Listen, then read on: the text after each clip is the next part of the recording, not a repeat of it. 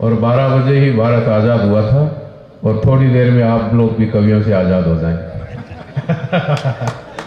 अंतिम कवि के सामने बहुत आज़ादी रहती है, क्योंकि बहुत से कवि पहले बोल चुके होते हैं तो बहुत सी सामग्री उसके पास रहती है कि किन किन कवियों ने क्या बोला है। एक दुविधा ये रहती है कि सब कुछ बोल चुके होते हैं, इसलिए क्या बोले। तो चलिए इस अंतर्द्वंद से बाहर निकलते हुए मैं सबसे पहले हमारे मंच के सभी समृद्ध कवियों को प्रणाम करता हूं, और जो नए नए कलाम और नए नए हस्ताक्षर यहाँ पर आए, मैं उनको एक ही बात कहूँगा, ये इनमें सारे ही सचिन तेंदुलकर हैं। अब किसको सर्वश्रेष्ठ कहा जाए ये बड़ा कठिन है, इसलिए एक बार इन सबके लिए तालियां बजाएं। जो मंच पे बैठे हैं वो सारे ही सचिन तेंदुलकर हैं, उसमें एक महिला क्रिकेटर भी हैं तो वो भी उन्होंने जो आज यहाँ पे पेश किया है वो निश्चित रूप से मैंने पहली बार सुना है, लेकिन उन्होंने अंतर्मन को छुआ। और सभी कवियों ने, संदीप ने अपने कलाम को थोड़ा कट शॉर्ट किया कि हम चीजें, जैसे अंग्रेजी में कहते हैं small step of a man a giant leap of mankind, एक छोटा सा कदम मानवता का बड़ा कदम होता है। तो हम छोटे छोटे व्यवहार से, जैसा अभी संदीप ने समर्पण का भाव दिखा करके दिया, मैं उसके लिए उनका आभारी हूँ। और संदीप ने ही ये सूत्रधारिता यहाँ निभाई और मुझे यहाँ पे बुलाया, और बटवाल जी और सब जो उनकी टीम है, पंच प्यारा टीम, इसके दर्शन करने का सौभाग्य मिला, आप सबका दर्शन करने का सौभाग्य मिला। और एक और अच्छी बात आज के इस कवि सम्मेलन की रही, बहुत ही यशस्वी मंच संचालन। जो मंच संचालन यहाँ पे किया जा रहा था वो निश्चित रूप से आज के कार्यक्रम के बहुत ही अनुकूल था। जैसा देशप्रेम का माहौल उन्होंने अपने मंच संचालन से बनाया, उससे हर कवि को एक प्लेटफॉर्म मिलता गया और वो आगे से आगे अपनी काव्य यात्रा को यहाँ पर जारी रख सका। मैं कुछ पंक्तियों से आगाज करता हूँ। चमन को सींचने में पत्तियां कुछ झड़ गई होंगी, यही इल्जाम मुझ पर लग रहा है बेवफाई का। क्या बात है सर, वाह। चमन को सींचने में पत्तियां कुछ झड़ गई होंगी, यही इल्जाम मुझ पर लग रहा है बेवफाई का, मगर कलियों को जिनने रौंद डाला अपने हाथों से, वही दावा करे है इस चमन की रहनुमाई का। क्या बात है, वही दावा करे है इस चमन की रहनुमाई का। मित्रों, देश प्रेम की कविताएं यहाँ पे काफ़ी पढ़ी गई और बीच बीच में अलग अलग रस भी यहाँ पर आए, लेकिन मैं थोड़ा आप लोगों को तरन्नुम की तरफ ले जाना चाहता हूँ, जिससे थोड़ा सा आपका रस परिवर्तन हो और जो देश प्रेम यहाँ पे आपको परोसा गया है वो भी डाइजेस्ट हो जाएगा। और मैं समझता हूँ कि गीत की दुनिया में आपको मैं लेके चलता हूँ। स्वागत है। और एक गीत के माध्यम से अपने काव्य पाठ का प्रारंभ करता हूँ। स्वागत है सर। स्वप्न का आकाश दो, संकल्प का वरदान दो।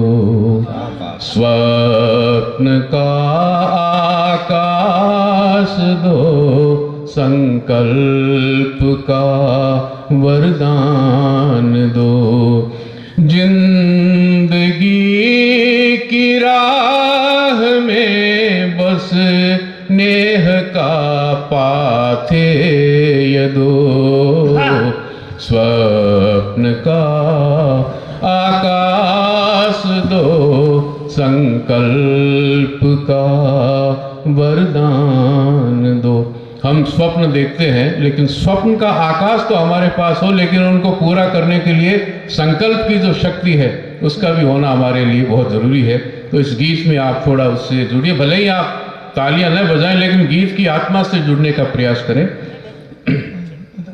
शाह से अंधियार मुझको आज प्रतिपल ताकते हैं, और अगणित प्रश्न और प्रति प्रश्न उत्तर मांगते हैं। हो निशा काली घनेरी, एक अलंकृत दीप दो। स्वप्न का आकाश दो, संकल्प का वरदान दो। जिंदगी की राह में बस नेह का पाथेय दो, स्वप्न का आकाश दो, संकल्प का वरदान दो। बहुत बढ़िया। आज मन की कामनाएं राह प्रतिपल रोकती हैं, जबकि खंडित चेतनाएं हृदय ग्रंथि टटोलती हैं। यदि क्षितिज अदृश्य तो पहले कदम में चाल दो, स्वप्न का आकाश दो, संकल्प का वरदान दो। जिंदगी की राह में बस नेह का पाथेय दो, स्वप्न का आकाश दो, संकल्प का वरदान दो। अंतिम है। स्वागत। जब न कोई राह ना आलोक की कोई किरण हो, और शंका के भंवर में डूबता जीवन मरण हो, तब हृदय की बांझ धरती पर सृजन अंकुर उदय हो, स्वप्न का आकाश दो, संकल्प का वरदान दो। जिंदगी की राह में बस नेह का पाथेय दो, स्वप्न का।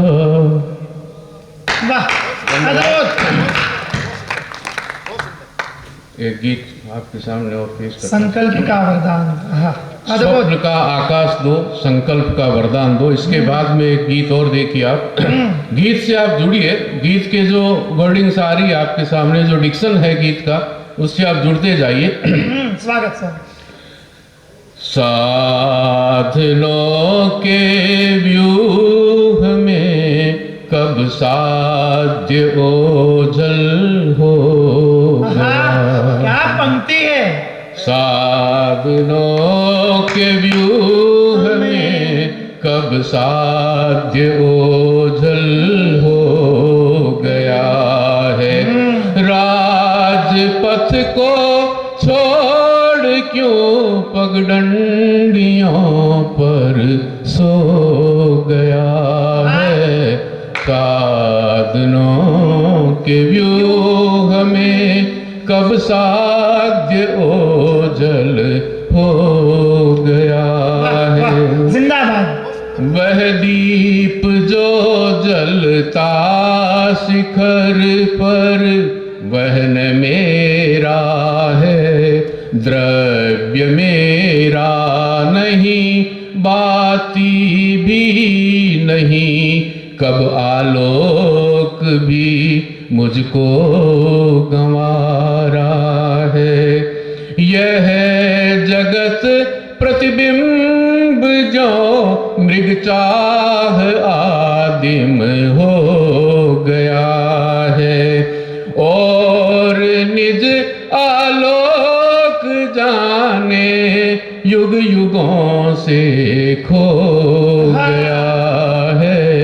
साधनों के व्यूह में कब साध्य ओझल हो गया।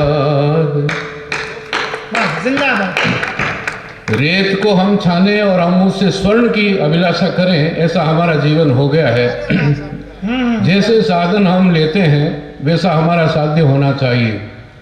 गांधी जी कहते थे साधन भी उतने ही पवित्र हो, साध्य भी उतना ही पवित्र होना चाहिए। अगला स्टांजा आप देखें।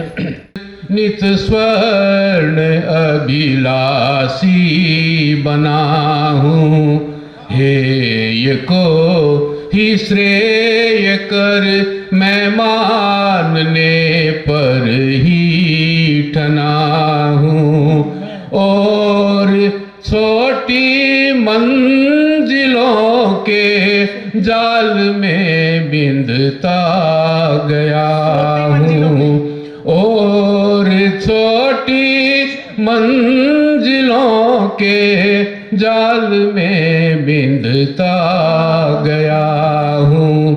यद्यपि जो आलोक आत्मा का स्वयं था, कौन उसको धो गया है। साधनों के व्यूह में कब साध्य ओझल हो गया। वाह वाह, जिंदाबाद। अंतिम है। स्वागत। यह पंथ मेरा निष्कलुष कटुकंटकों से हीन है। वाह, क्या शब्द यह शिल्प है। दीप्ति मेरी ही स्वयं पुरुषार्थ संयम लीन है। राख में जो ढाप कर अंगार कोई बो गया है। सुप्त था जो सूर्य चिर द्युतिमान कैसे हो गया है। साधनों के व्यूह में कब साध्य ओझल हो गया है। राजपथ को छोड़ क्यों पगडंडियों पर सो गया है, सो गया है, सो गया है। वाह वाह, जिंदाबाद जिंदाबाद, अद्भुत। क्या शब्द शिल्प है, अद्भुत, जिंदाबाद। धन्यवाद धन्यवाद। बहुत हमारे ऐसी जगहों पे दिए जलाते हैं जहाँ कोई नहीं जाता, किसी खंडहर में एकांत में जाते हैं, दिए जलाते हैं।